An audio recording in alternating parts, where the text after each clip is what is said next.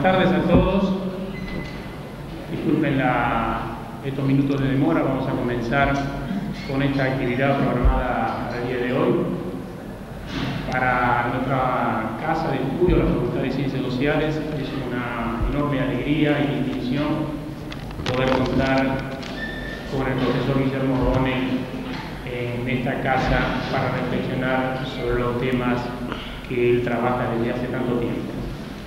Queremos agradecer muy especialmente esta gentileza y también a Franco Castiglioni, que nos acompaña en la mesa, director de la carrera de Ciencia Política de la casa. El decano de nuestra facultad, Fortunato Marimachi, no ha podido asistir en esta ocasión porque está en otras actividades, pero bueno, esperamos que esto nos sirva como un espacio de gran utilidad para el conjunto de la facultad y especialmente para aquellos estudiantes o graduados más ligados a la ciencia política. Como todos sabemos, atravesamos un momento histórico de violentísima polarización con un sector de concentración de riqueza inimaginable y otro sector de concentración de pobreza y de miseria también inimaginable. La consolidación del proyecto neoliberal nos arrojó a una suerte de barbarización de la vida social, de darwinismo social, donde solo pueden sobrevivir los más fuertes, los previamente mejor ubicados, los que mejor compiten sin que les importe la solidaridad y la equidad. Estamos en estos momentos en presencia de un desdoblamiento de la noción de ciudadanía que implica derechos solo para algunos por la vía del mercado y para el resto políticas asistencialistas. Los otrora derechos sociales a la salud y a la educación, entre los más importantes, que se suponían inalienables, van quedando diluidos ante el inhumano avance del fenómeno privatizador. El que pueda pagar tendrá derechos y el que no pueda pagar se tendrá que acostumbrar y resignar a la exclusión social, es decir, a la pobreza y aún a la miseria como grado superlativo de aquello. Hace ya algunos años, el economista Juan Alemán, ex secretario de Hacienda de Martín Dios, reconoció que, en definitiva, decía él, el Estado es el socio oculto de todas las empresas privadas. Ese tipo de Estado que antes y ahora tienden a actuar en nombre de la sociedad, pero en el interés de la vida. El dilema de poder generar procesos de acumulación con justicia social constituye un desafío central para nuestras sociedades. Y en este marco, volver a hablar de la democracia hoy en Argentina, nos parece un tema clave para ocultar el presente y sobre todo el futuro de nuestros países. ¿En qué medida los resultados de este modelo de brutal exclusión cuestionan la esencia misma de la democracia? ¿En qué medida estos proclamados estados mínimos que en rigor operan como estados máximos del capital vulneran la noción de bienestar general, erosionando suicidamente los principios de equidad y solidaridad? La disyuntiva, entonces, parecería estar planteada entre democracia política con desempleo y pauperización o democracia política con derechos sociales plenamente ejercidos por todos. Y para reflexionar nuevamente sobre nuestras democracias, que es el tema del cual va a disertar ahora en estos momentos, tenemos hoy esta espléndida ocasión en nuestra Facultad de Ciencias Sociales de contar con la presencia de este distinguido politólogo a quien le pedimos que nos dirija la palabra.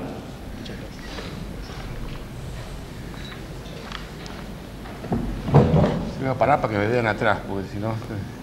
Buenas tardes. Buenas tardes. Bueno, como creo que algunos de ustedes saben, está la historia de Fray Luis de León. ¿No se oye? ¿No se oye atrás?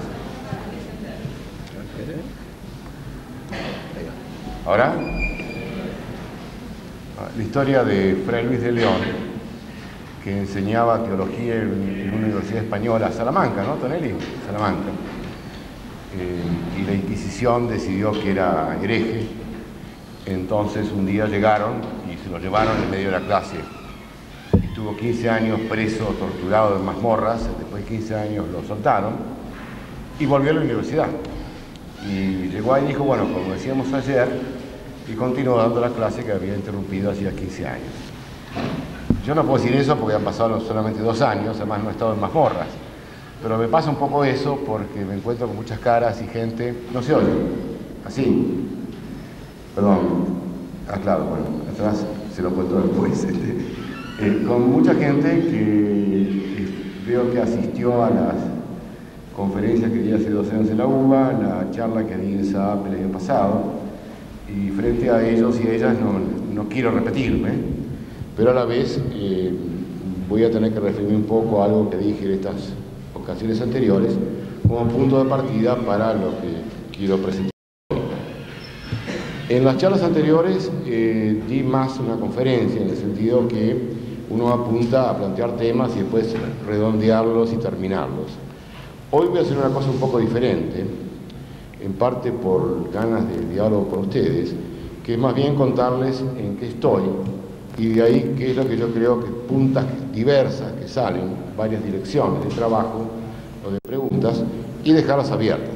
Digamos, no tengo respuesta para ellas, sino más bien me gusta plantearlas para comenzar y seguir un diálogo para mí muy interesante con profesores y estudiantes de esta casa. Yo estoy tratando de repetir y decir que me parece que se trata ahora es de hacerle una crítica democrática a estas tremendamente incompletas democracias que conseguimos. En otras palabras, darnos, por lo menos para mí es importante hacerlo, que estas democracias, con todas sus horribles fallas, son un progreso importante respecto del horror represor que vivimos hace unos años. Y por otra parte, no tenerle miedo a hacerle la dura crítica que merecen. Y yo creo que como intelectuales, el lugar de intelectuales, no solo, pero incluso politólogos, es precisamente ponerse ahí, digamos, una mirada muy, muy crítica, pero que también recuerda, me parece, los horrores de la dominación desnudamente autoritaria que sufrimos. Yo en ese sentido creo que hay siempre 2 peligros extremos que yo creo que la mejor ciencia social se constituye en tal cuando los evita. Uno es el de importación acrítica, tipo llave en mano, de modelos o conceptos elaborados en el norte. Erróneos o no, pero sujetos a crítica porque evidentemente reflejan implícita o explícitamente esos modelos realidades sociohistóricas muy diferentes a las nuestras.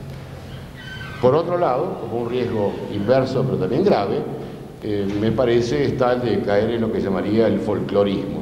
Digamos, nuestras realidades son tan específicas, son tan únicas, que no pueden ser conceptualizadas comparativamente. Es tan único, tan específico, que nos apartamos de todo propósito de hacer de alguna forma ciencia social. Yo creo que si uno mira la historia de las ciencias sociales latinoamericanas, sus buenos momentos tienen, yo diría, un triple movimiento.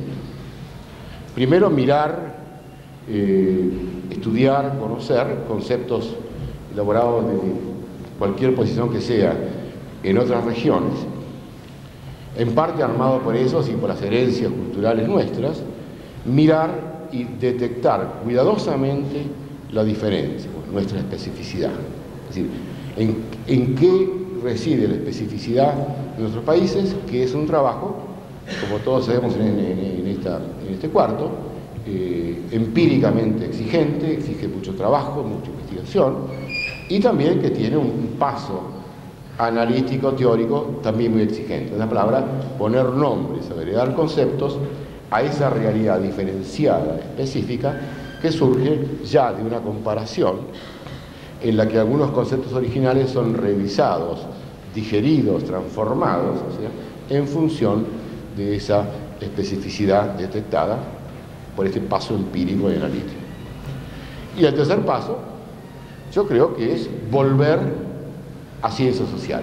En otras palabras, saber y querer que esos conceptos, esas proposiciones que logramos y desarrollamos estudiándonos, tienen entidad y validez, que como tales tienen derecho a creerse capaces de enriquecer a la ciencia social en general, digamos. Y realmente yo creo que la ciencia social latinoamericana ha hecho aportes importantes, basados precisamente en este movimiento en dirección a lo específico, que se recupera como concepto que pretende una validez de carácter sociológico y general. Eso es por lo menos lo que yo quisiera creer que estoy tratando de hacer. En esta tentativa de estudiar la especificidad nuestra quiere decir Argentina y prácticamente toda América Latina, le he estado dando 80.000 vueltas. Y mientras más vueltas le doy, más me convenzo que hay un factor que es, yo creo, el más importante. Primero, porque es muy determinante, y segundo, porque tiene conexiones causales con otra serie de factores que, de nuevo, apuntan o recogen nuestra especificidad y que marca una diferencia fundamental con los presupuestos teóricos y históricos de las teorías sobre la democracia desarrolladas en el norte del mundo, en el noroeste del mundo. Esta diferencia, con salvedades que voy a hacer en 2 minutos, esta diferencia es que cuando los países europeos llegan a la plena democratización política, enseguida voy a aclarar qué quiero decir por esto, ya existen vigentes con fuerte grado de universalidad y abarcando a la gran parte de la población, ya existe la vigencia de los llamados derechos burgueses, civiles, liberales. En otras palabras, antes de llegar a una democracia política plena, buena parte de las poblaciones de estos países contaba efectivamente con los derechos de inviolabilidad del domicilio, una expectativa razonable de acceso a una justicia razonablemente equitativa y efectiva, derecho a trasladarse del domicilio, derecho a movilizar la justicia en casos de violencia familiar, en fin, una serie de derechos nunca plenos, pero que se pueden considerar como socialmente extendidos y vigentes. Solo después de esto, adviene en estos países la plena democratización política. Con esto quiero decir, y enseguida me voy a corregir, alrededor de la Primera Guerra Mundial, el hecho que todos los varones adultos ganan el derecho a elegir y a votar y a ser candidatos. En nuestros países, como sabemos bien, yo creo, esa secuencia no se ha dado. Esta secuencia, como ustedes saben, fue originariamente T.H. Marshall, ha sido recientemente reelaborada por Habermas, ha sido criticada por autores como Giddens, como Hall, y realmente hay mucho de teología, de finalismo en el modelo de Marshall, que ha sido criticado adecuadamente por una serie de lados. Pero yo creo que la observación básica de Marshall, que como decía, recién recoge más recientemente Habermas, en cuanto a ese dato inicial, primero, vigencia bastante generalizada de estos derechos civiles, sigue siendo empírica e históricamente cierta. Nosotros, creo que queda claro que no solamente sufrimos de pobreza socioeconómica, sino que también sufrimos de una aguda pobreza jurídica. Con esto quiero decir que no es cierto que la mayor parte de la población de nuestros países ya goce de estas garantías y derechos que se supone pertenecen a lo más central y elemental de un cotidiano protegido por un sistema legal que funciona y actúa respetuosamente, digamos, frente a las personas, más allá o más acá de su condición social. Ese presupuesto de la obtención previa de esta batería de derechos civiles simplemente no es válido en términos de la sociología y la democracia para pensar nuestras democracias.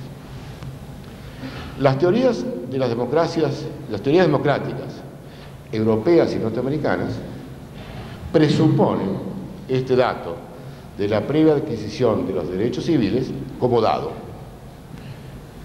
Simplemente aparece como un parámetro en la teoría, no se problematiza, no entra a la teoría porque la teoría simplemente no lo recoge. Ya está dado y a partir de eso se piensa en la democracia.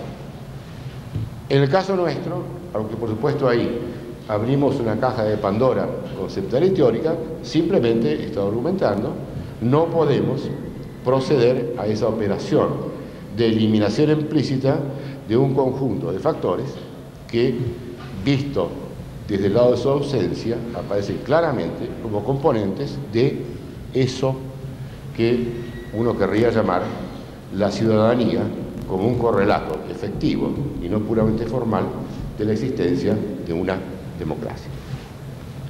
Bueno, lo que yo dije tiene dos salvedades importantes.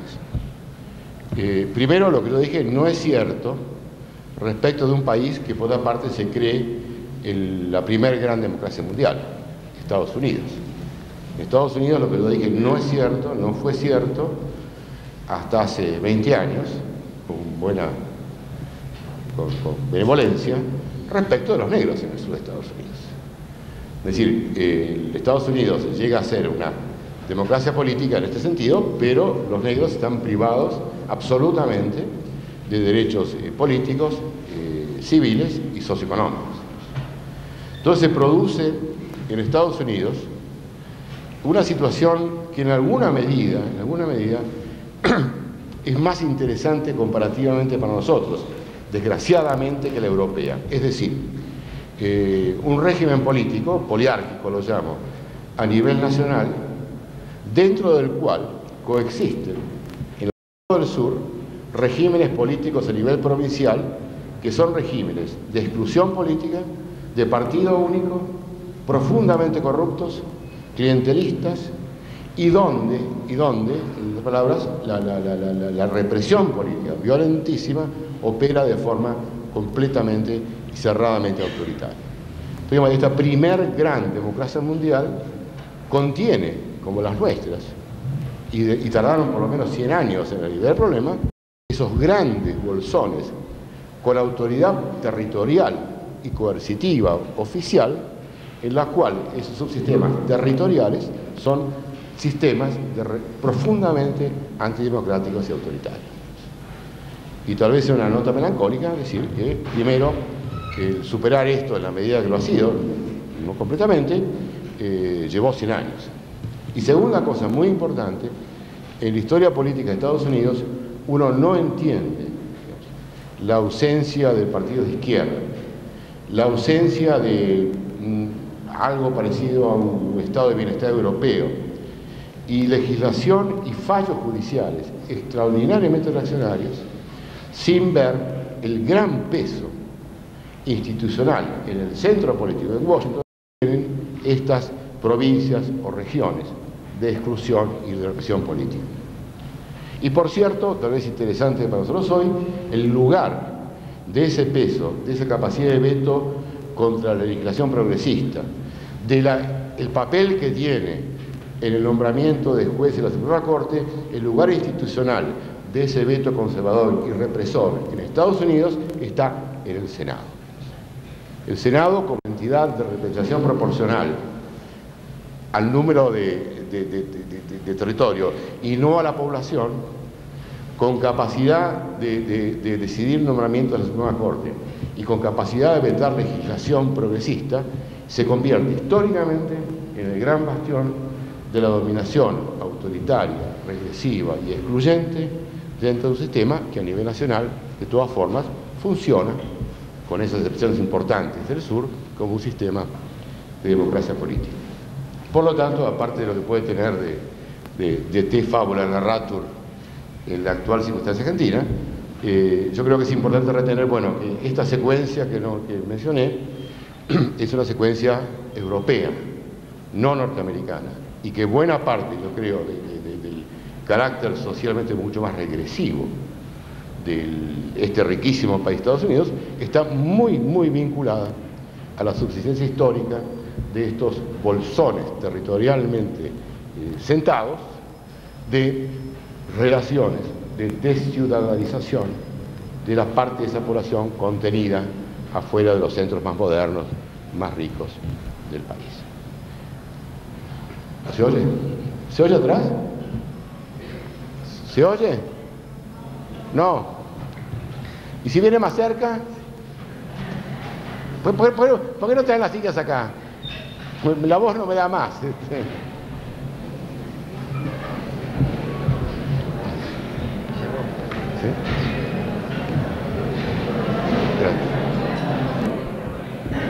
Entre la acústica de esta sala y mi pésima voz, realmente les agradezco la paciencia de movimiento de masas que he provocado. Bueno, y les decía recién que a esta secuencia, como mencionó mi mujer Gabriela, hay que agregarle otra excepción, que lo que yo digo en términos primero de derechos sociales, después de derechos políticos en Europa, tiene la pequeña excepción que no es cierto para las mujeres, es solamente cierto para los hombres.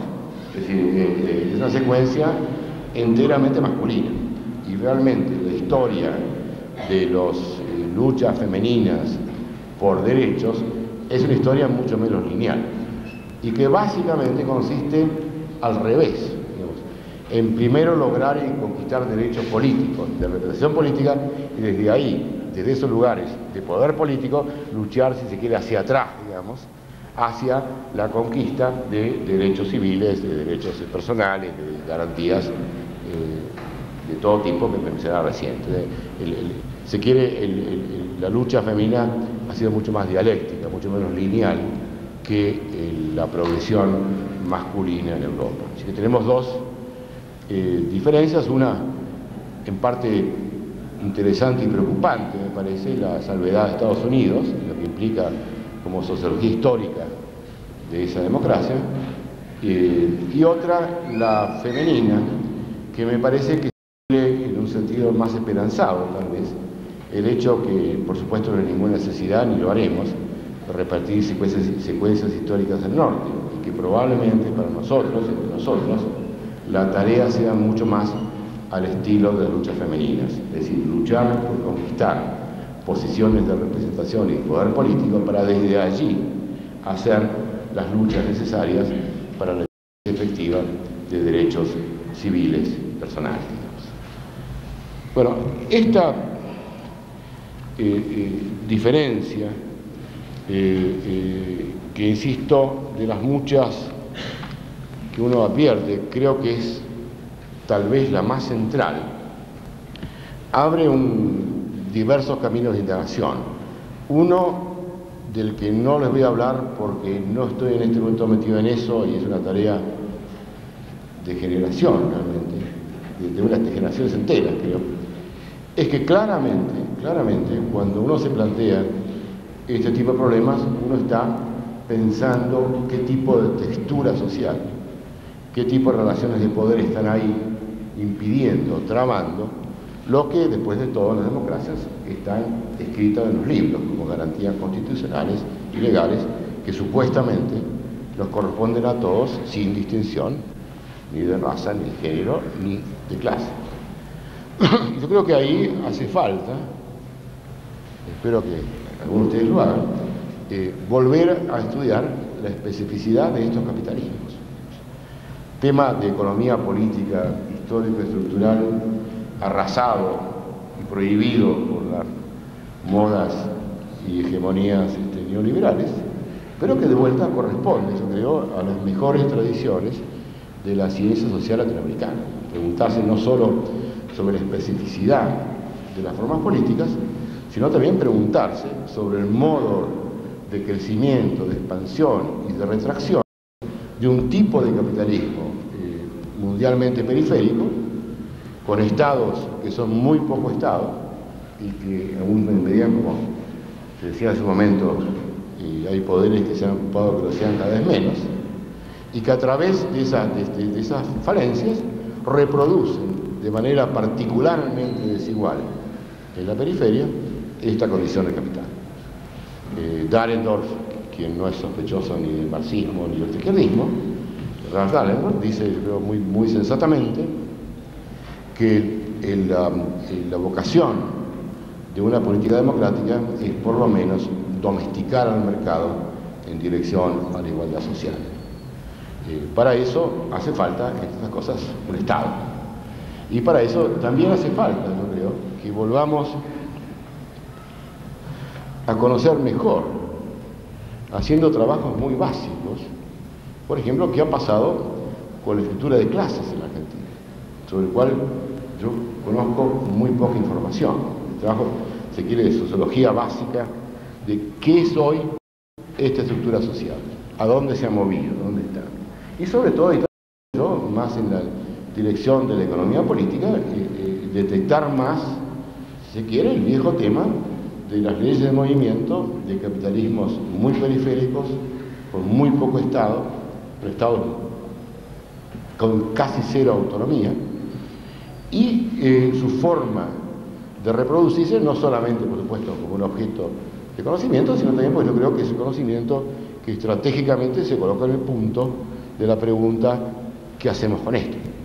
Yo creo que es importante, digamos, volver y profundizar estos temas, porque en parte la respuesta de cómo actuar sobre esto va a ser ayudada y muy condicionada por lo que ustedes hagan, digamos, en esa dirección.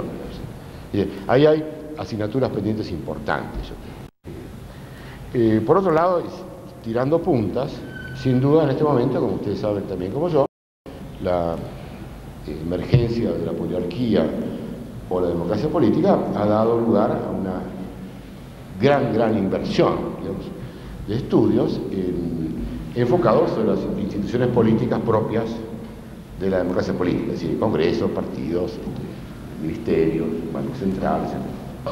Y yo, por supuesto, creo que es muy importante, es decir, que son estudios indispensables, son estudios que hay que hacer, tenemos que saber mucho más sobre eso, pero que vengo argumentando, y me preocuparía que en eso quedara resumido lo que es nuestra ciencia política. En el norte, sobre todo en momentos muy conservadores, digamos, la democracia política es concebida solo como un problema a nivel de régimen.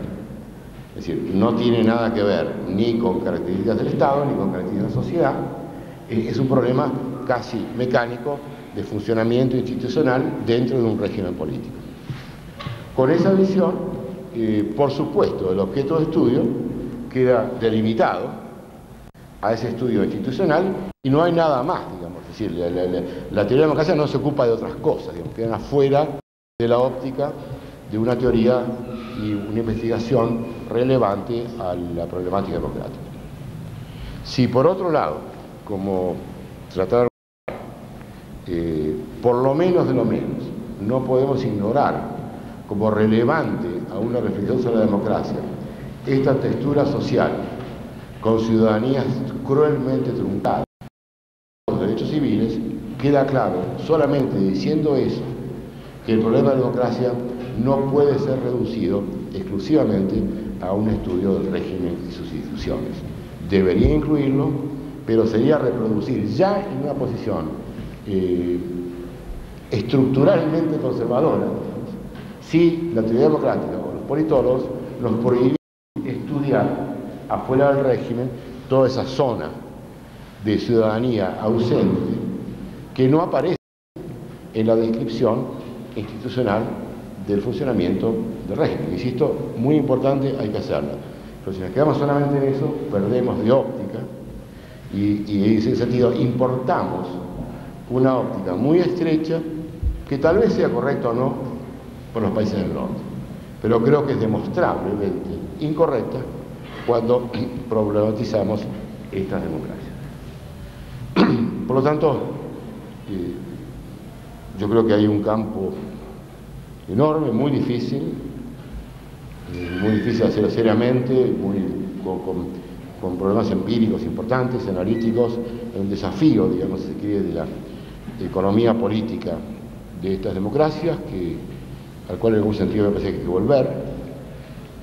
Errores anteriores supongo que habríamos aprendido, pero creo que es un tema que no puede ser ajeno a una ciencia política hecha en y desde América Latina.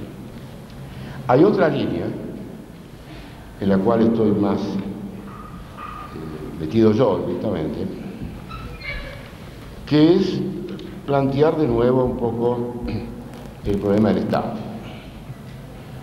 Que de nuevo la ciencia política central simplemente nos ocupa de eso, es ajeno o niega el Estado, que existe un Estado, o no lo problematiza como algo que tiene que ver con el tema propio de la teoría democrática o de la ciencia política como tal. Y luego, bueno, como vos lo decías, hay un problema de estatalidad en el estudio de la política y la democracia que tampoco podemos eludir si hacemos el pasaje que comenté al principio de tratar de detectar y estudiar nuestras especificidades. Y ahí yo creo que hay que volver a pensar y discutir temas importantes de teoría del Estado. Para empezar, yo creo que es un grave error, es un reduccionismo serio, concebir al Estado solamente como un agregado de burocracias. Esa visión reificada del Estado lo hace aparecer como una pura externalidad frente a la sociedad. Ahí es fácil vender el argumento que el Estado y la sociedad tienen una relación de suma cero el uno respecto del otro. Y lo más que hace la ciencia política contemporánea de las corrientes principales, si es que reconoce al Estado, es confundirlo o reducirlo solamente a este aspecto de organización. Yo creo, y es un tema que por algunos de ustedes ya me han oído argumentar esto, es un poco insistente en ese tema, que el Estado, por lo menos, además, es un tejido de relaciones sociales producido a través de su juridicidad, de su condición de ordenamiento legal, de entramado juridificado de la sociedad. En ese sentido, el Estado no es externo a la sociedad, no está en una relación de externalidad, al contrario, es una relación de interpenetración, donde el Estado es un tejido, finalmente de garantía coactiva, un tejido organizador de relaciones sociales. Yo creo que en este sentido se ve claro qué poco Estado tenemos nosotros. Es decir, no es tanto que haya edificios uniformes y funcionarios, que pueda haberlos muchos, sino que el problema principal es que estos Estados nuestros no extienden su juridicidad al conjunto del territorio y al conjunto de los habitantes, que es la contrafaz de lo que decía hace un momento, de esta ciudadanía truncada, esta ciudadanía sin derechos sociales. En ese sentido tenemos muy poco Estado, y la demonización del Estado burocrático que vos mencionabas ha cometido también el asesinato aún peor, me parece, la destrucción y la erosión sistemática de este Estado como un Estado de juridicidad, como un Estado de legalidad, y a través de eso de protección y de constitución de un lado fundamental de una ciudadanía universalizada. Como una nota del pie, que tampoco voy a explorarla, pero para señalarles un poco las complejidades, ¿no?, de estos temas cuando uno se larga a navegarlos, es que cuando un Estado es un Estado en sentido de juridicidad, provee, yo creo, el supremo bien público del orden y previsibilidad de relaciones sociales. Pero al mismo tiempo, y esas son las ambigüedades, las dificultades que el camino intelectual tiene que recuperar y tratar de trabajar, este Estado, por supuesto, es un Estado capitalista. que como tal, al reproducir ese orden, reproduce un orden que es inherentemente desigual y con fuertes puntos de conflictividad. No es un orden neutral, es un orden que podemos preferir al estado de naturaleza jovesiana de San Luis o de la Catamarca, pero es un estado que da un bien público importante, pero con la trampa, digamos, que ese bien público incluye sancionar, respaldar algunas relaciones sociales que son inherentemente desiguales, lo cual le da, creo, su dinámica y complejidad. Tema que otro más que dijo al pasar, en fin, hay muchos y muy complicados, pero dejando esto como tema que vuelve, me parece, a la invitación o al tema de la economía política de estas democracias, yo creo que un tema que se plantea en conexión con esta problemática de la ciudadanía truncada o ausente es el tema de que discutamos, no solo en un medio como este, sino también políticamente, ¿qué es eso de un Estado de Derecho? Tema muy de moda, muy promovido, con mucha financiación internacional y todo eso. Bueno, en primer lugar hay que acordarse que el Estado de Derecho, el Rechtsstaat, es un invento autoritario. Es decir, es un invento del rey de Prusia, un intento de estabilizar. Es un sauna esto, no hay forma de una ventana. No, está.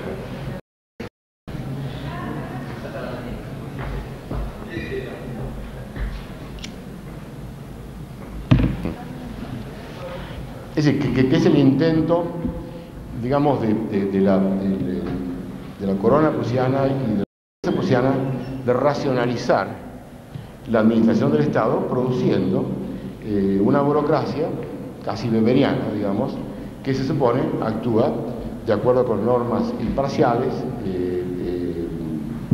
parejas, y de acuerdo con una legalidad que preexiste a esta burocracia, una legalidad pareja.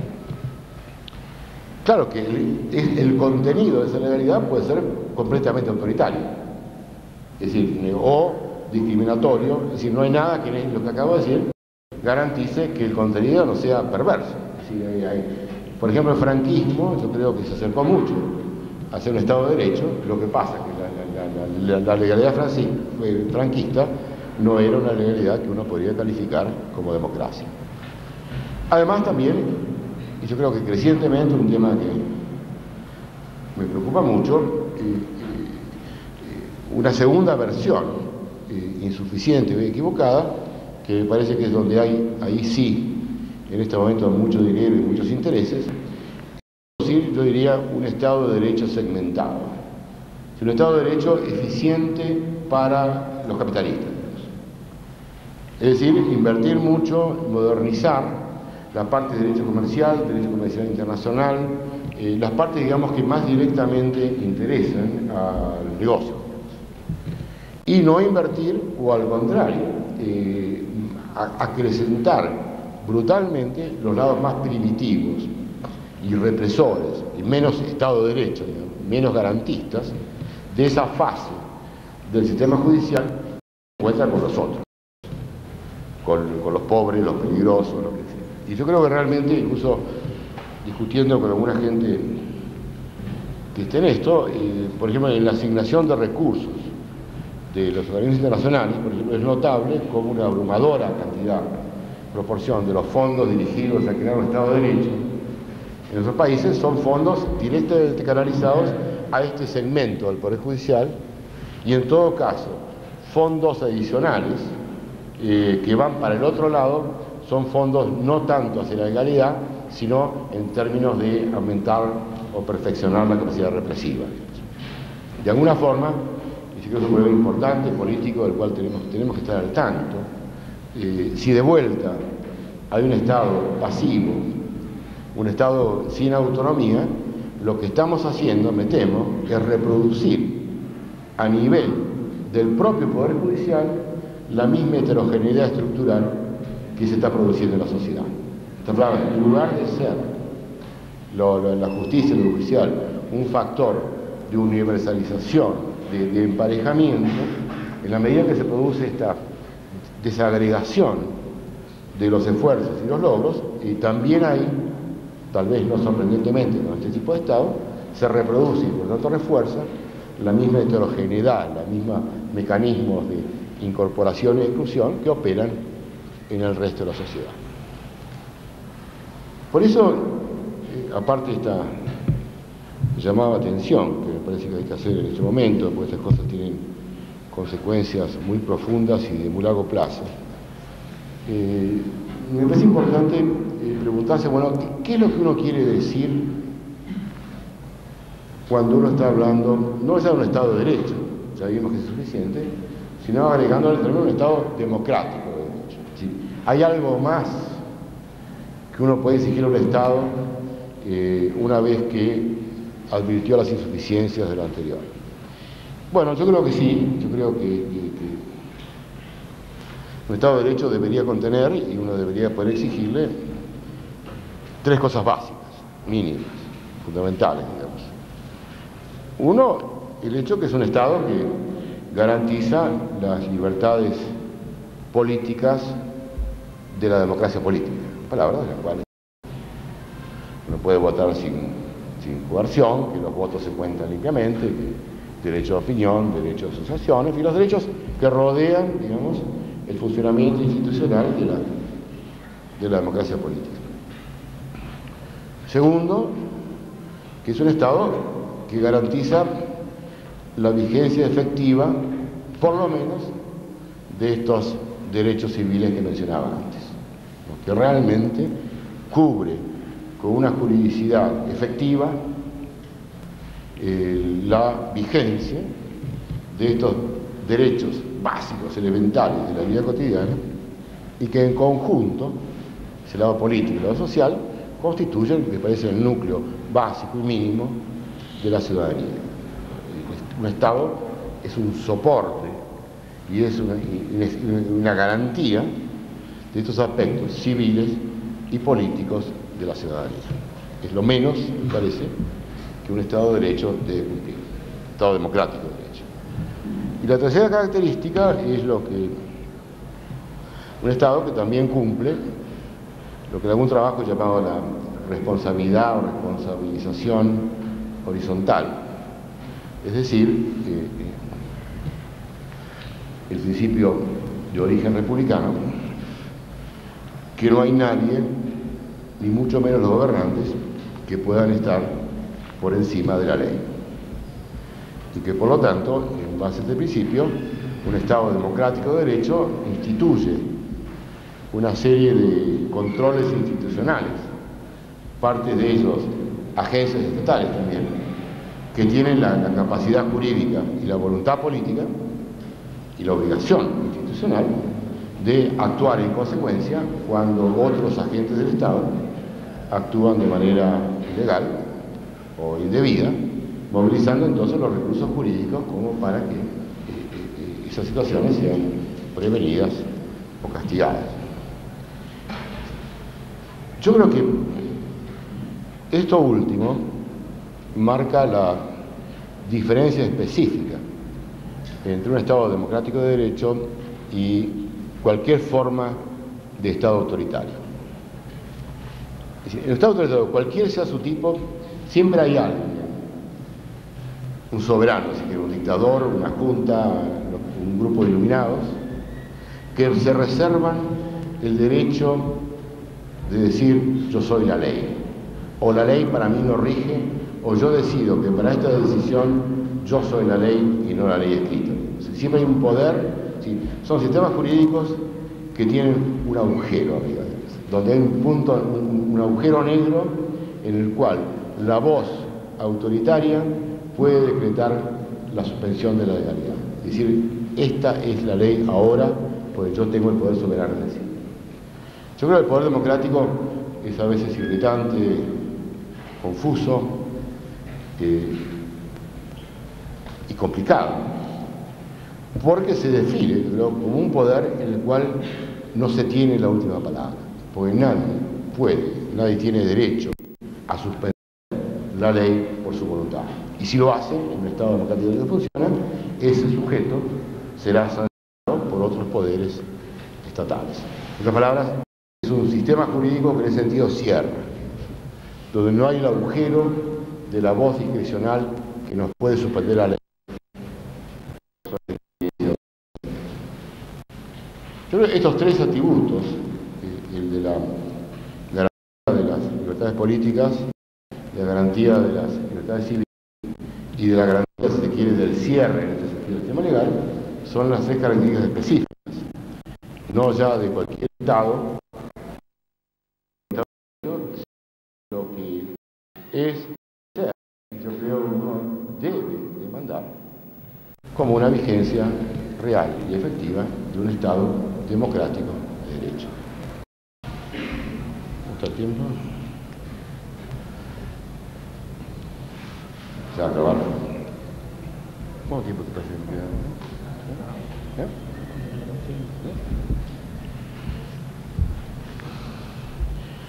Bueno, de vuelta de ahí siguen una serie de ramificaciones de temas y de cosas que no voy a entrar en mucho detalle. Algunos espero que podamos discutirlos cuando conversemos.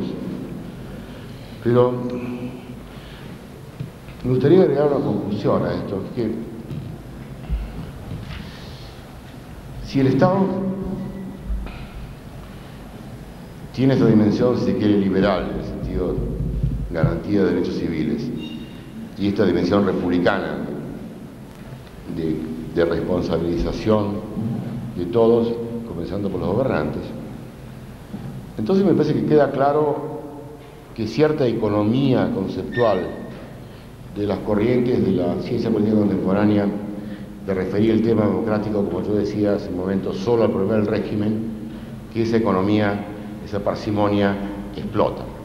Pues evidentemente, si lo que estoy diciendo no es erróneo, de ahí se sigue que el problema de la democraticidad no es solo un tema del régimen, es también un tema del Estado. Es decir, el Estado puede ser más o menos democrático, en la medida en que el Estado sostiene o no realmente la vigencia efectiva de estas libertades y garantías en relación a la población de su territorio.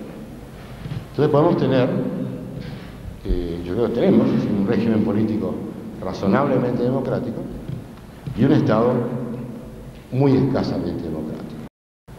Es decir, creo que hemos logrado, con muchos sacrificios, muchas luchas, un grado importante de democratización política, es decir, a nivel del régimen político,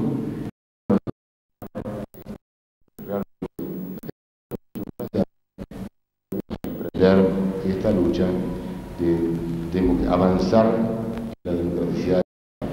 Cuando decimos eso, de vuelta, si el Estado, complicación, si el Estado no es solamente un conjunto de burocracia, sino también el Estado como legalidad penetra o debería penetrar en la sociedad, cuando hablamos de un movimiento hacia una mayor democraticidad del Estado, estamos también hablando de la apertura de posibilidades para una mayor democraticidad de la sociedad. Si un Estado que se extiende como una legalidad universal, un Estado que respeta y hace respetar esa caparazón de libertades individuales, es un Estado que nos da oportunidades, que da posibilidades de adquirir lugares de poder y de lucha, como hicieron los movimientos femeninos, eso se de paso en muchos lugares, para desde allí emprender sin paternalismo, sino por vía de definiciones de identidades propias, con mejores posibilidades, las otras luchas por la igualdad social y económica, que por supuesto están también más que pendientes. Pero me parece que una política democrática es una política que se tiene que concebir como no paternalista, y que por lo tanto tiene que ocuparse de plantearse o encontrar formas, parte de las cuales son, creo yo, justamente la extensión efectiva de estas libertades elementales, para que los propios actores y actoras puedan emprender sus luchas en mejores condiciones estratégicas y de identidad. Y eso creo que es, por lo tanto, no es puramente una problemática de democratizar el Estado porque sí, sino que también es una lucha, yo creo, de creación de oportunidades, lugares, momentos de la sociedad que permitan protecciones y garantías para las otras luchas que la sociedad tiene que hacer, por supuesto, por sí misma. De vuelta, colecciones muy complejas, difíciles de explorar, pero creo que es importante retener una vez que esa especie de corsé restrictivo de una definición demasiado estrecha de la democracia nos invita a navegar estas aguas tan complicadas y procesadas. Y finalmente, yo creo que este tema de un Estado más republicano, es un Estado donde hay una legalidad efectiva, donde no hay esta posibilidad, digamos, de la permanente tentativa de violación institucional, no es solamente una demanda ética, aunque por supuesto lo incluye. Yo creo que problemas de corrupción, de mandonismo tiene un lado ético que también hay que marcar. Es también un problema de eficacia del Estado. Si un Estado sujetos a estos agujeros de legalidad, es un Estado que pierde completamente autonomía frente a los grandes poderes. Es un Estado heterónomo, es un Estado arrasado por poderes particulares, porque no tienen el refugio de la universalidad y de la distancia frente a los grandes intereses que le debe estar sujeto y sujetarse a una legalidad con control. Al sacar, si se quiere, ese cerco protector republicano que crea alguna distancia respecto de intereses dominantes, ese Estado, por supuesto, es un Estado corrupto. Ya no hay fronteras, ya no hay la decisión entre lo público y lo privado se apagó de entrada por esa ilegalidad asumida por el Estado como eficiente, y al hacerlo, por supuesto, ese Estado es un campo de predación de intereses particularizados y ayuda a reproducir de esta manera muy eficazmente la propia heterogeneidad y desigualdad que comenzaron por favorecer a los poderosos.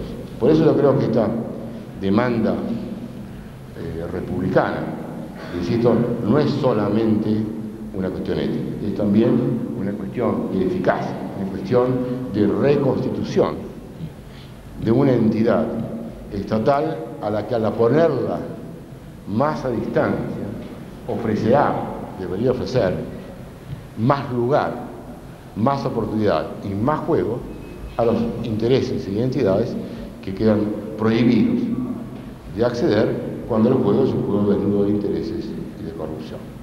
Otra línea de preocupaciones y de investigaciones que personalmente estoy siguiendo, creo que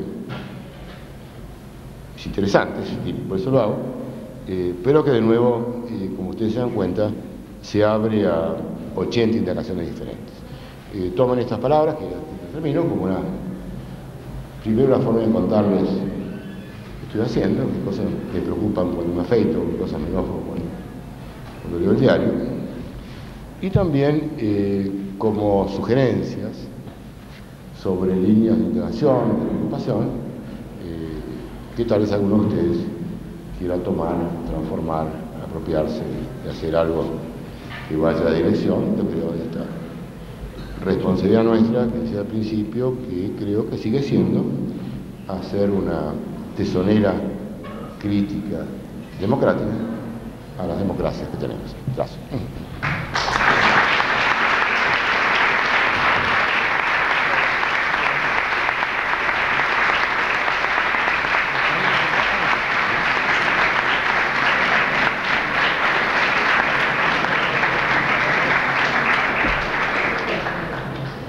Bueno, muchas gracias, Rodómez. Y él mismo prefería que este intercambio de preguntas de parte del público se haga no por escrito, sino directamente. Solo le encarecemos que las fundamentaciones sean lo más breves posible y que la pregunta sea concreta para poder escucharlo lo máximo posible. No, perdón, voy a acabar de contar la historia. Le expresé a los amigos que prefería que fueran intervenciones verbales, pero les prometí que si eran muy largas yo las cortaba.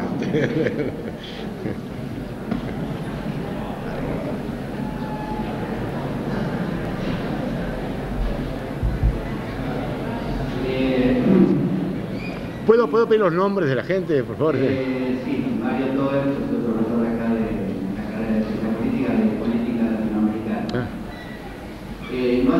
desarrollo leí como de internet una nota de Reich, el hombre este que fue ministro de Trabajo de Clinton, creo que a raíz de un libro que sacó después de que renuncia él del ministerio.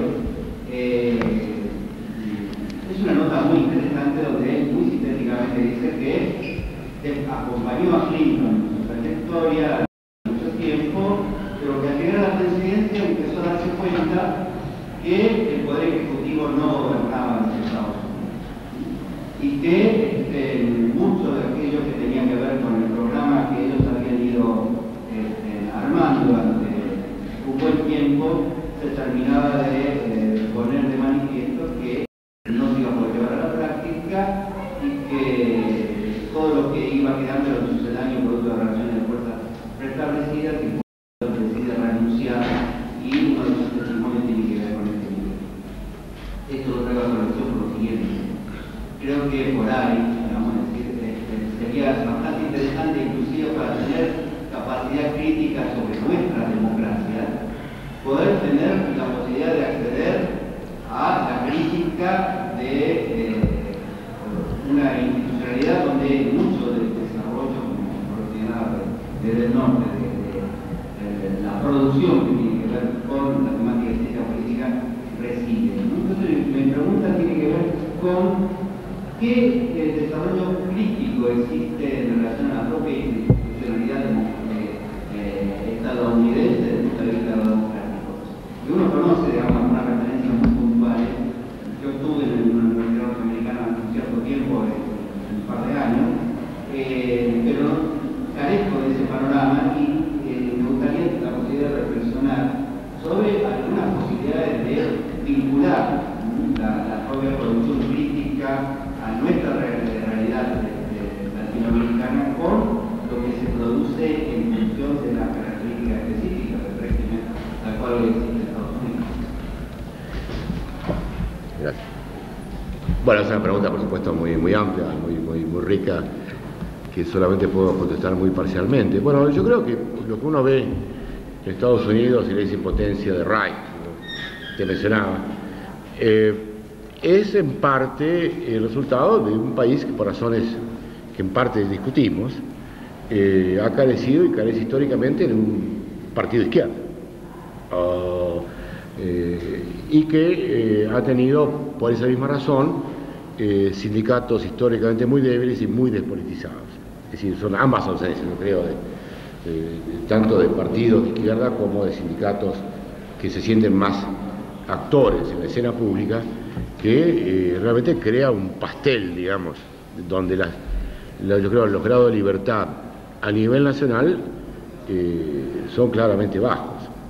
Sin embargo, hay diferencias, ¿no? Y uno lo ve en el odio de la extrema derecha norteamericana, que expresa que ellos perciben algunas diferencias importantes, digamos.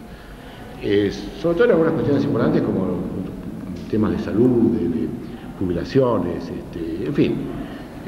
Dentro de ese margen limitado hay diferencias.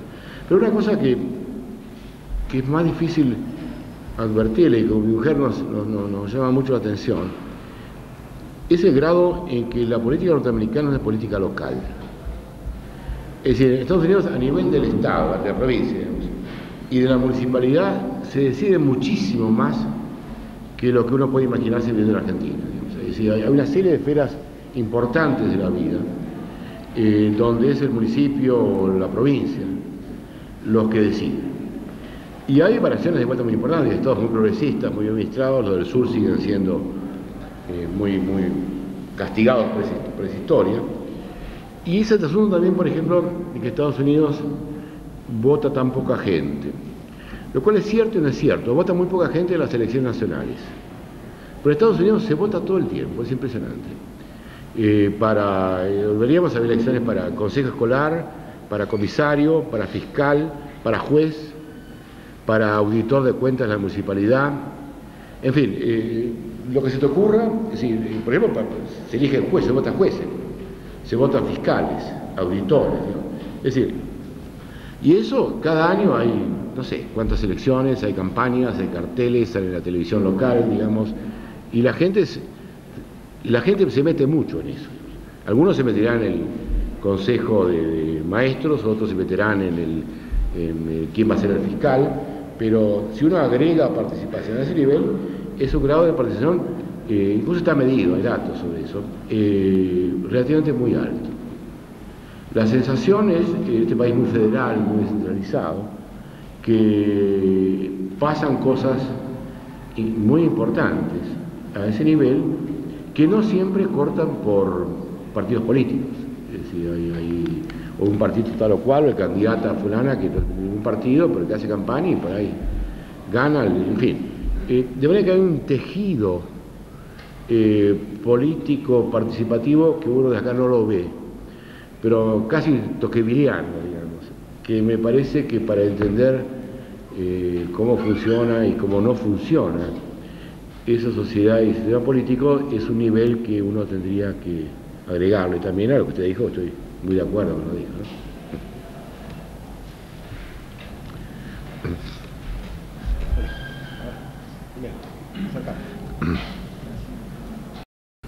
Sí, yo soy Gonzalo Rojas y soy ayudante de la cátedra del doctor Bono. Le quería hacer una pregunta en relación a uno de los puntos de análisis que usted dijo que específicamente no iba a desarrollar, pero que particularmente me interesa. En relación a la formación social argentina, ¿no?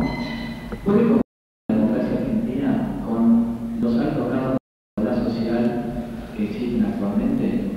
Esa sería la pregunta.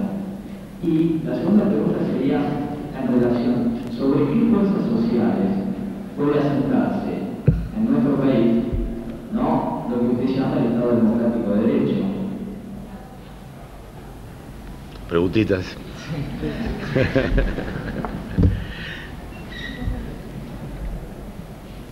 Bueno, yo creo que la democracia política, definida como poliarquía, digamos, en sentido estrecho, que definir, puede convivir con altos grados de desigualdad social. La India lleva 50 años con grado de desigualdad social y además de conflicto étnico, religioso, fenomenales, digamos.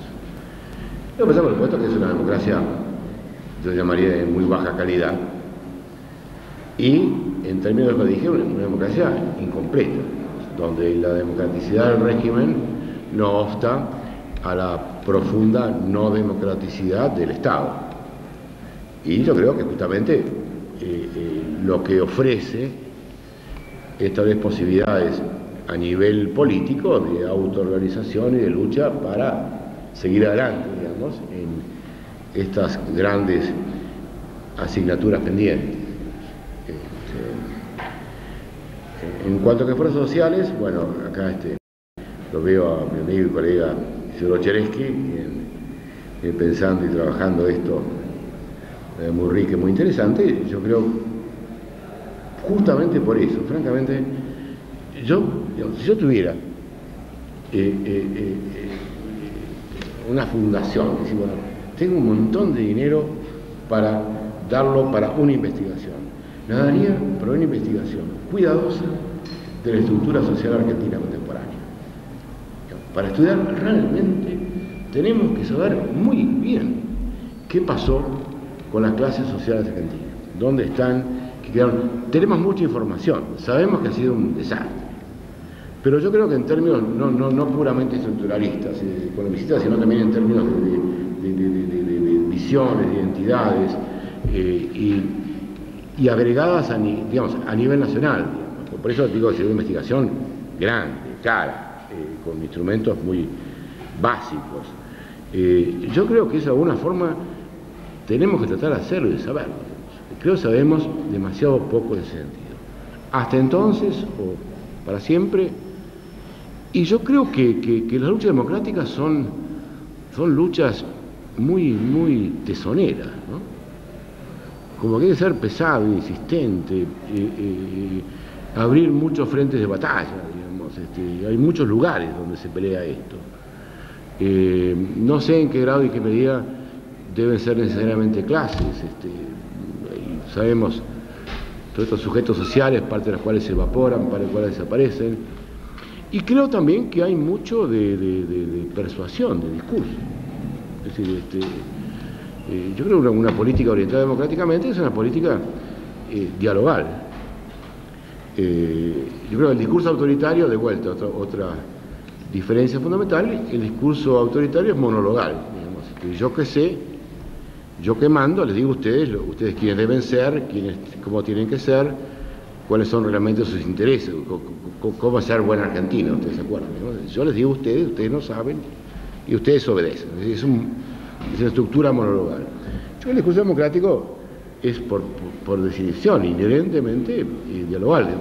Yo tengo que persuadirlo, tengo que hablar con ustedes, tengo que convencerlo, tengo que negociar. Y yo creo que esa persistencia dialogal, yo creo recuperar también preocupaciones éticas, sobre las cuales ponía en la mesa como relevantes a una política que no es solamente táctica. Y bueno, veremos. Yo, esa Argentina plenamente ciudadana, me temo que no le va a haber, pero espero que ustedes la hagan.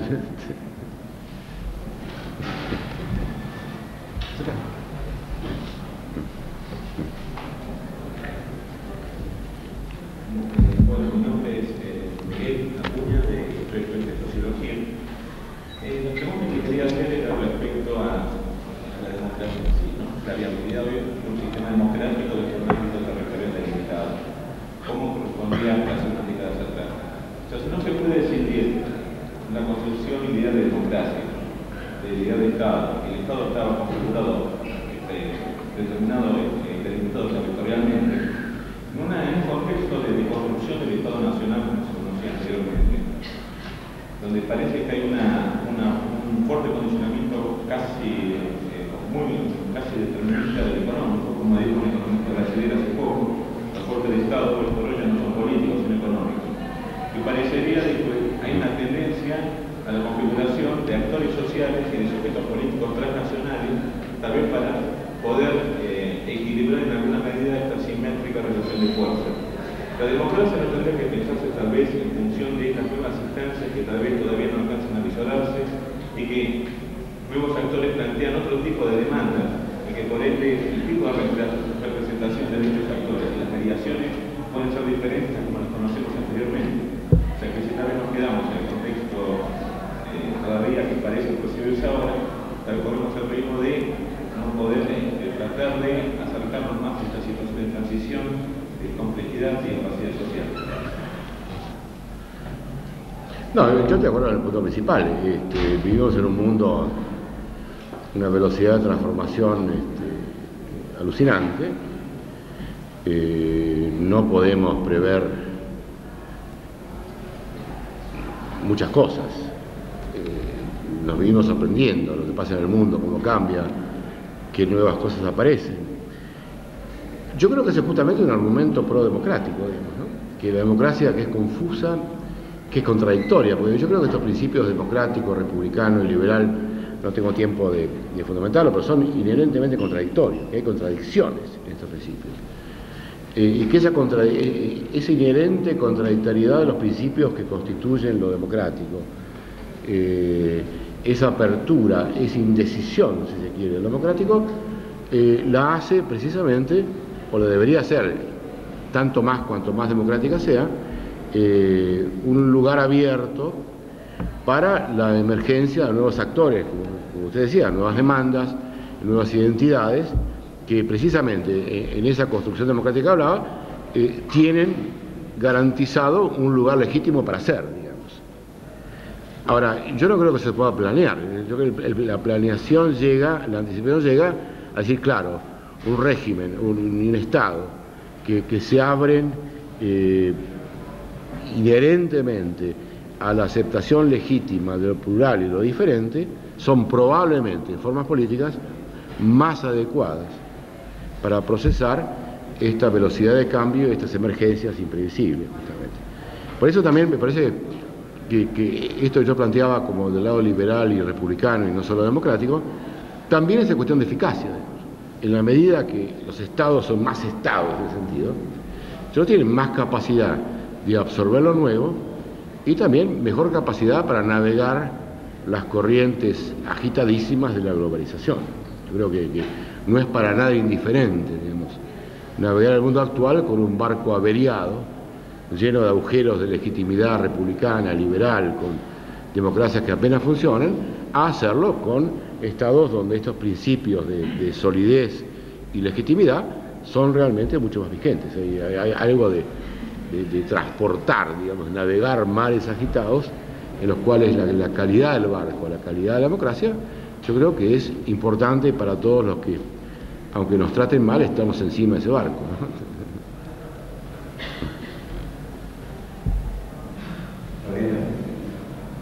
A ver si se acerca un poco. Acercate. ¿Gritás o te acercás? Sí, sí, sí. Sí.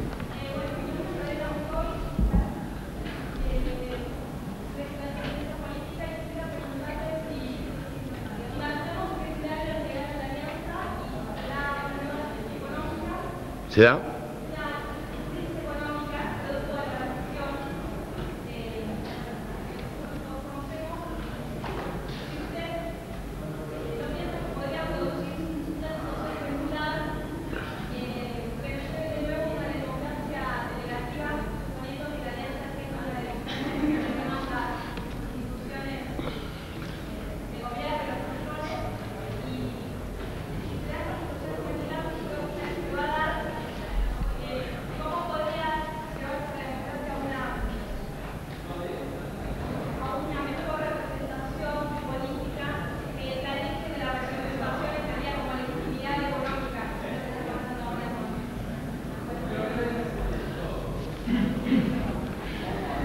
¿Es esta? No. Mira, una cosa que yo he aprendido porque me producía mucha antipatía cuando yo estaba sentado allá, es a no hacer el papel del gurú, de que desciende a algún planeta y le informa a los pobres mortales. ¿Cómo? Cómo son las cosas y hacia dónde. Yo realmente pido permiso para pasar, porque realmente no sé lo suficiente. Incluso una cosa que quiero saber y creo que no está todavía dada, me gustaría conocer un programa de la Alianza, de gobierno, por ejemplo, para a partir de eso poder calcular y pensar un poco en el contenido de ese programa. Como no lo conozco, espero que se produzca, a partir de eso podré contestar un poco mejor las preguntas. Se enojó. Si hay alguien que pueda explicar el programa de la Alianza, bienvenido. Ya, tenía su punta la respuesta, ¿no? Sí. Pero habla fuerte, por favor. Una pregunta, yo en realidad traje hecha, pero ya la respondió, en realidad tenía que ver con los últimos trabajos. Encontrábamos que se hace una separación lógica entre oligarquía y democracia. Eso lo que le permitió decir que Argentina era una oligarquía porque no era un Estado democrático de derecho. Mi pregunta tenía que ver justamente con esto. Tenía que ver con, ya parte la respondió, sí. Justamente debemos suponer, cuando hablamos de oligarquía, no entra en juego el Estado. ¿Cómo? ¿No? ¿Cuándo? Cuando Sí. hablamos de oligarquía, Sí. debemos suponer que no entra en juego el Estado. No. Esta es la primera. Y la segunda tiene que ver con ese debate que tuvo en una revista, ahora, con el concepto de consolidación democrática. Usted recomienda rechazar esta concepción porque la crítica es etnocéntrica, etc. Sin embargo, usted, ¿cómo compatibilizar esto que usted rechaza cuando define nuestra democracia y le agrega todos los atributos agradables que encuentra en la democracia del norte? Entonces, mi dos preguntas están relacionadas. Touché. Bueno, en cuanto a lo primero, ha sido siempre una vieja discusión si para conceptualizar lo político contemporáneo es suficiente manejarse con 2 niveles o con 3. La idea para algunos que el tema es, niveles relevantes son gobierno y Estado, o gobierno y régimen, o una visión tripartita, que yo comparto, que realmente me parece que para conceptualizar adecuadamente lo político en el Estado contemporáneo, uno necesita manejarse a tres niveles: gobierno, régimen y Estado. Por supuesto, no son independientes, están relacionados, y me parece justamente que la ventaja de hacer esta distinción es poder trabajar empírica y analíticamente las relaciones entre esos niveles. Yo, por ejemplo, ahí, digamos, me quedé en ese lugar tripartito porque me parece intelectual, y también en términos de discurso político como intelectual, importante poder marcar que sí, que hay una diferencia muy importante la Argentina de hoy respecto de la Argentina de los militares, digamos.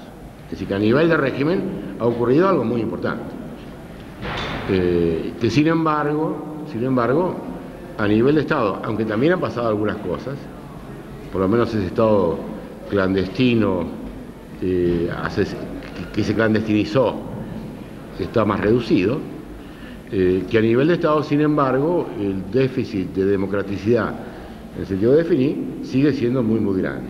Si yo mezclo las dos cosas, me quedo en un galimatías verbal, por lo menos, y quedo también conceptual, por la cual no puedo afirmar ambas cosas a la vez.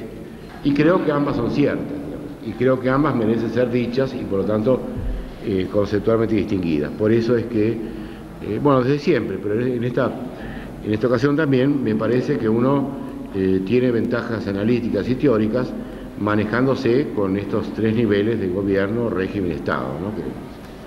En cuanto a lo otro, sí, he leído recientemente un interesante artículo de Mazzuca, en el cual hace también ese comentario, y también otro muy interesante de Funes, en una reunión en la U, en la cual ambos, de diferentes ángulos, plantean esa crítica, digamos. Yo creo que ahí hay dos respuestas, aunque ya mi vacilación indica que esta crítica me pega más en el centro que la anterior, digamos. Y es lo siguiente. Primero, yo creo que el concepto de consolidación me parece un acto de pereza mental, digamos. En el sentido que, bueno, hay una democracia política, parece que va a durar, ya hubo 3 elecciones, o no sé qué indicador, entonces la asciendo a la categoría de consolidada. Con lo cual, y ese es el punto mío de discusión con los autores a los que critico en ese punto, volviendo a un comentario inicial, con lo cual aparentemente se acabó el tema. La democracia está consolidada, ¿qué más? Están jorobando otras cosas, ya está consolidada. Y yo tiene una implicación que en parte es etnocéntrica, creo también que es teleológica, y también es muy conservadora. Es decir, es una forma, estos autores, Pule, Diamandoros y no sé qué más, ellos muy conservadores, recogidos por una literatura muy conservadora, de decir, esto se consolidó, ahora pasemos a otra cosa. Ustedes ya están consolidados, está consolidado Estados Unidos, consolidado Francia, consolidado Argentina, el régimen existe, muchachos, no molesten, digamos. Yo tuve la reciente reunión del ASA en Chicago, discusión dura con un amigo muy querido y ex socio intelectual, Philip Schmitter, una panel con otra gente, que Schmitter cayó con la cosa, con este argumento: si esto está consolidado, hemos hecho no solamente transitología, sino también consolidología. Él dice que la hace, yo no. Bueno, ustedes tienen la democracia que pueden tener, ese es el argumento. Con esos países que ustedes tienen, con toda esa desigualdad, con toda esa tradición autoritaria, ya está. Y después, claro, fíjense, a otros países les tomó 200 años, acuérdense que Chicago era una ciudad muy corrupta, que la máquina de Boston, en fin, que ha habido problemas muy graves de funcionamiento en otros países. Bueno, eso les tocó a ustedes, eso ocurrió hace 100 años, 150 años, ustedes por ahora tienen lo que pueden tener. Y lo demás es inquietud, la llamada Felipe, algo así como inquietud de intelectuales abstractos. Esa es mi pelea con el tema de la consolidación. Por otra parte, en términos de la conceptualización, yo creo que hay un pasaje ahí en el cual me gustaría creer que en parte, salvo esa importante objeción, que ese pasaje diría por la especificidad, digamos. Yo creo que la forma histórica específica en la cual aparecerá un verdadero Estado democrático de derecho en Argentina, la forma y las estrategias de actores sociales que se mueven en esa dirección van a ser por razones históricas y estructurales diferentes de los tipos de luchas y de los resultados específicos en otros países.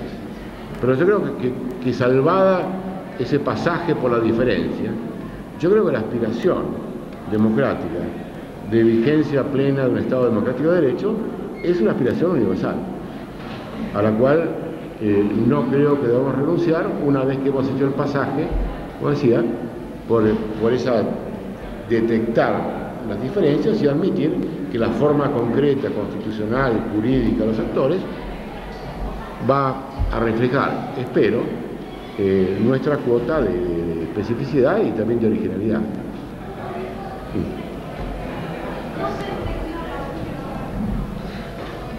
Sí, está.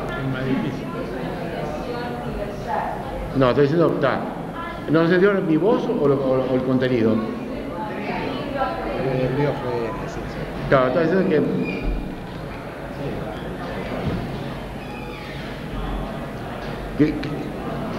que con relación a estas críticas, yo no creo ser inconsistente al criticar versiones teleológicas que imaginan que nuestro destino es parecernos a una forma idealizada, por otra parte, de cómo son las democracias del norte.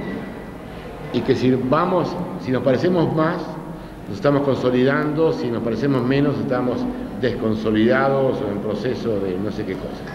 Eso me parece que es una forma de pensamiento teleológica y etnocéntrica.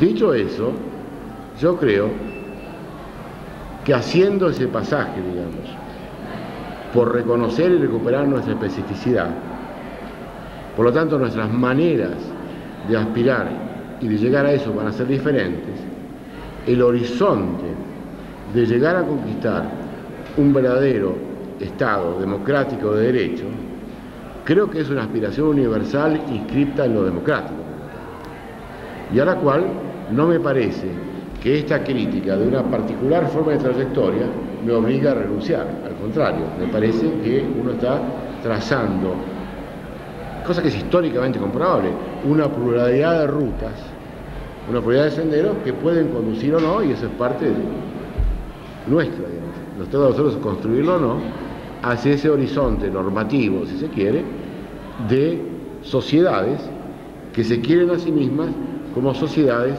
de ciudadanía plena. Más o menos.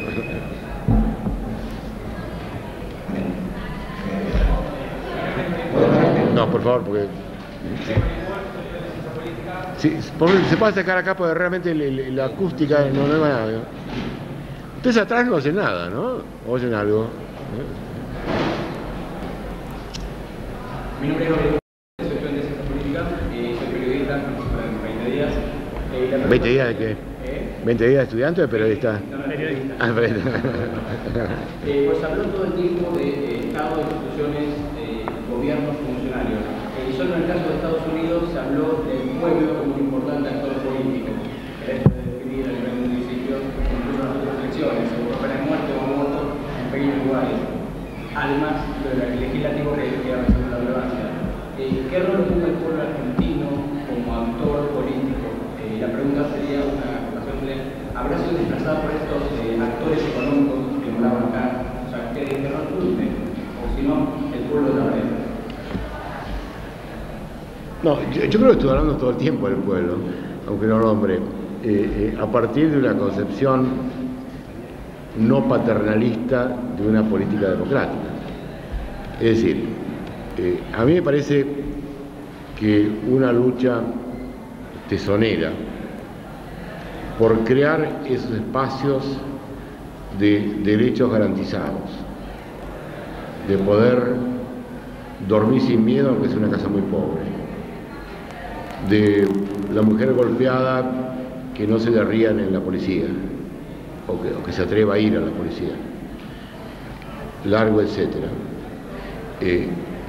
No es solo algo, una mirada hacia el que sufre, aunque lo incluye, sino que también es una forma de pensar que esos derechos garantizados son formas de poder, potenciales de poder, en las cuales el estar más custodiado, más protegido en ese ejercicio de derechos, da oportunidades a ser usadas de maneras que ni usted ni yo vamos a determinar, en términos de definir identidades e intereses para luchar por ellos en condiciones menos desfavorables que las que, además de la desigualdad y la pobreza, incorporan lo que llamaba esta desoladora pobreza jurídica de la ciudadanía argentina, donde no existe tampoco, ni siquiera, digamos, una vigencia mínimamente razonable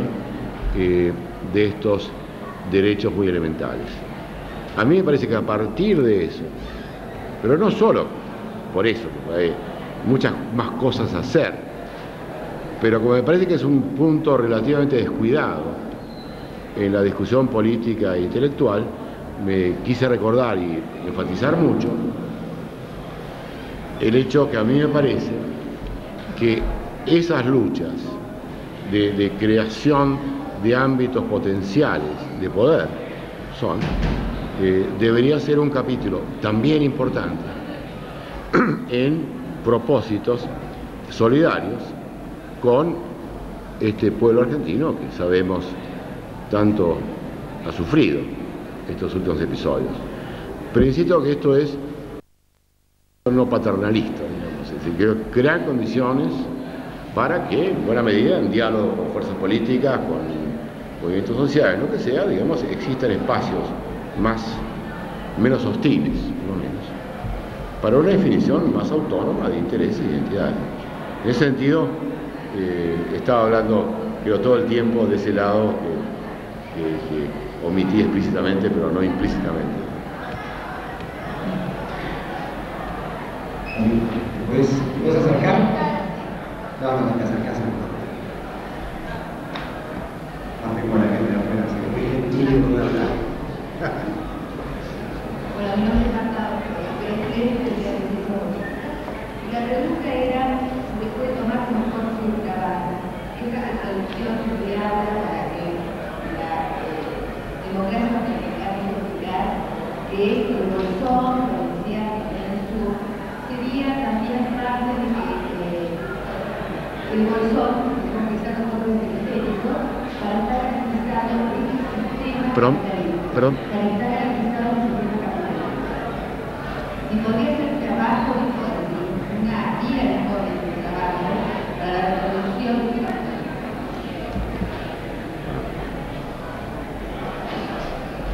No, eso me parece una pregunta realmente muy interesante, muy importante, porque ¿tengo que gritar más o menos? No sé, porque con este ruido, ¿está bien así?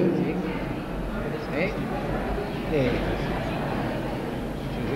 A ver, si te alejas del micrófono, a ver. ¿Ahora? Sí. ¿Medio peor, mejor? Mejor así, pero atrás no sé cómo estaba así. ¿Se oye así? ¿Está mejor así?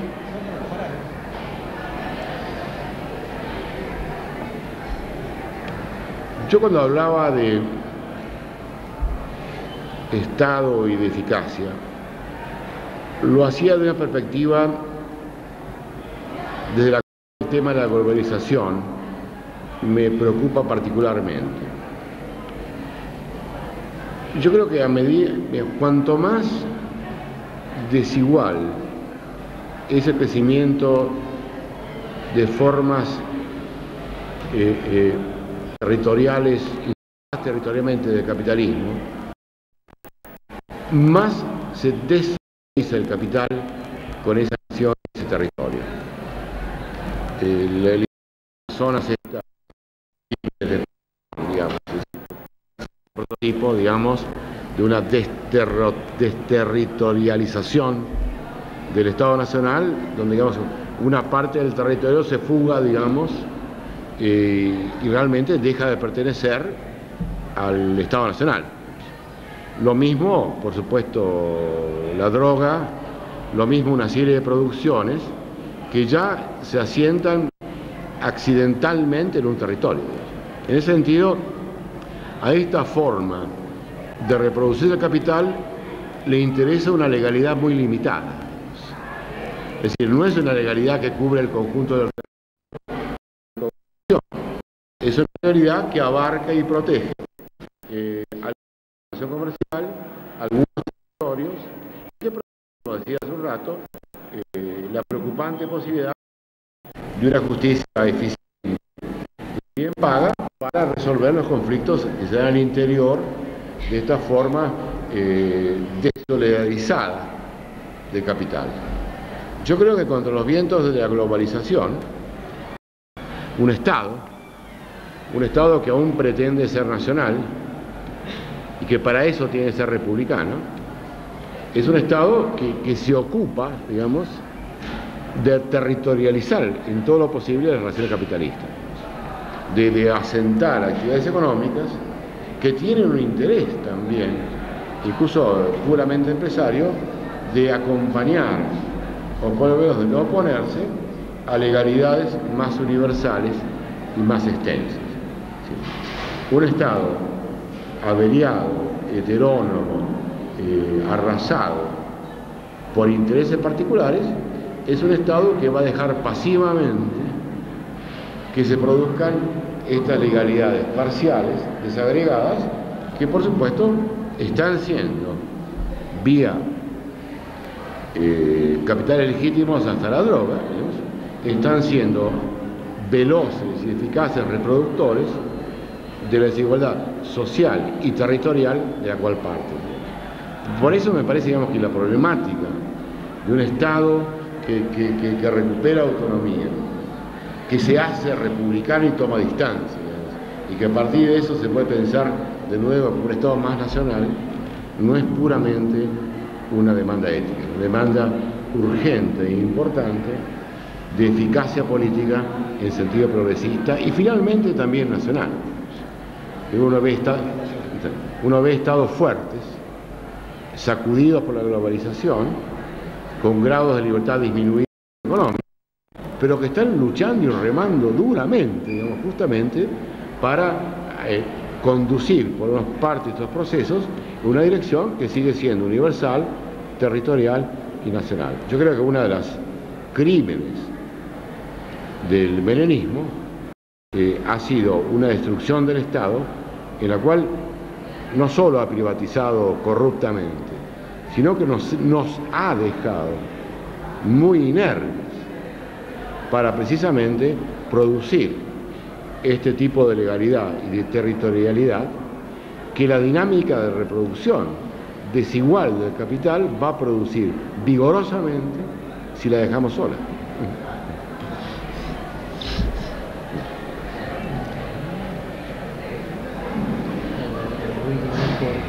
¿No?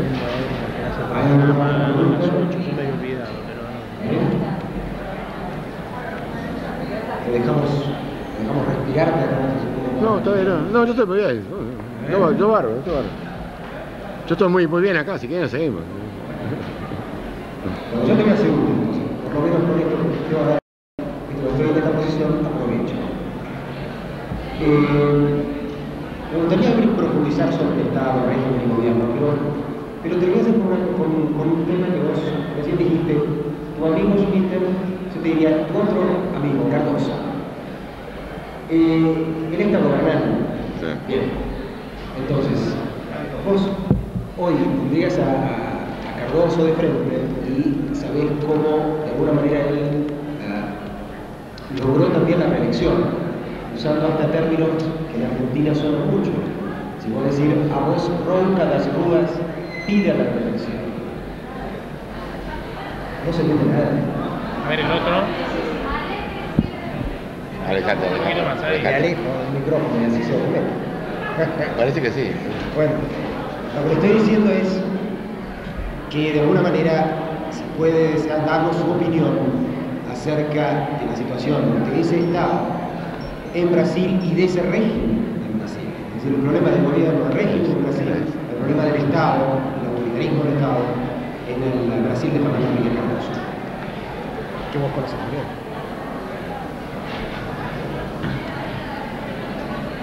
Bueno, con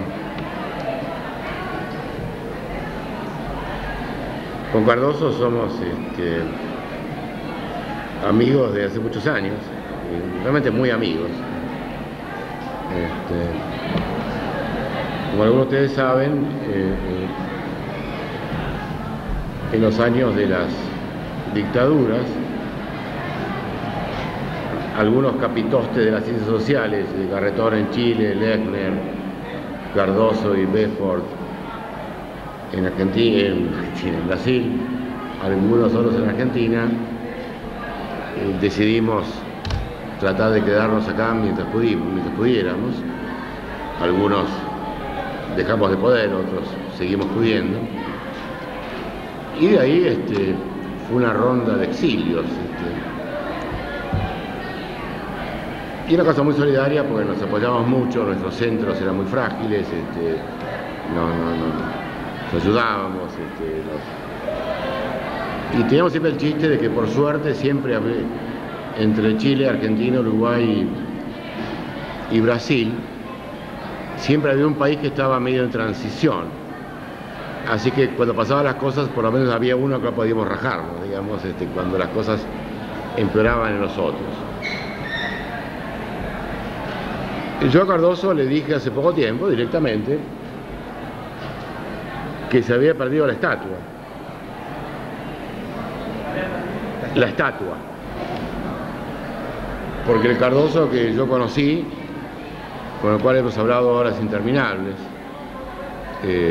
era un Cardoso que yo esperaba que se sintiera fundador ejemplar de un régimen y que diera el ejemplo de que él iba a ser el que iba más a jugar de acuerdo con las reglas del juego que él juró respetar como presidente, es decir, no manipular la Constitución y aceptar, si hizo su casa, aceptar que no es indispensable, aceptar que su papel, la estatua o el nombre de avenida, lo iba a conseguir mucho más como un fundador ejemplar del régimen que como un estabilizador del real. Y le dije personalmente que yo lamentaba por él y por Brasil que se hubiera perdido la estatua. No le gustó nada, seguimos siendo amigos. Me dijo que yo finalmente que él había entendido cosas de poder que como intelectual él y yo no entendíamos, que si yo estuviera en su lugar hubiera entendido que hacía falta para el presidente de Brasil que siguiera siendo presidente 4 años más para consolidar la estabilidad económica. Nos dijimos, estábamos en desacuerdo y nos despedimos. Esa es la historia, digamos. Bueno, le agradecemos a Guillermo.